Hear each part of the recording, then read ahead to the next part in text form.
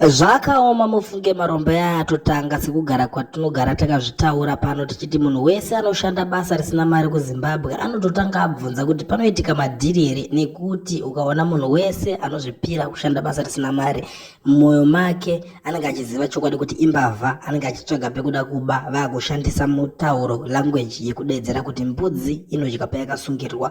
Zvakaoma kani. Nhasi ndiri kusangana nenyaya pano iri paZimbabwe pari kunzi pregnant women are being forced to bribe health workers to help them deliver their babies safely in Zimbabwe. This is the situation at Sakuva Hospital in Mutare. It is run by City of Mutare Town Council. Ndo mashoko atiri kusangana nawo panapa, anova mashoko anosiririsa ari mashoko zvekare anovhundutsa kune vazhinji vanenge vane pfungwa dzinoti shandei, asi kune vamwe vanoona zviri normal avaone zvakashata pamusoro pazvo. Asi isusu takatarisa nyaya iyi zvinhu zvisiri normal kuti vakadzi vane nhumbu vatonyore manesi kuti vazobatsirwa zvakanaka pakusununguka kwavanenge vakuzoita vana.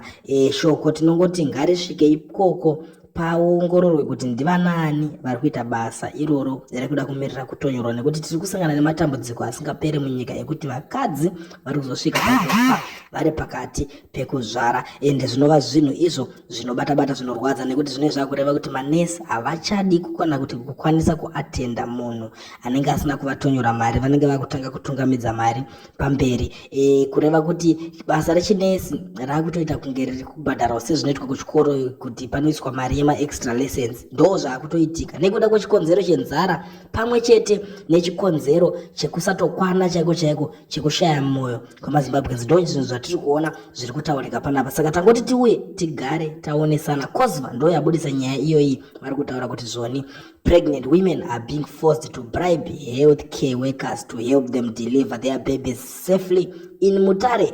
Zvakaoma kani nyaya iyoyi kai inobata-bata kwazvo, asi tinoziva kuti imi maZimbabwe mune zvakawanda zvekutaura. Zvakakosha mutiudzewo kuti muri kuionawo sei nyaya iyoyi iri kutaurwa. Kana muchinge mapedza kuona this video molaika, mokomenda muchitiudzawo mafungiro nemaonero enyu panyaya iyoyi.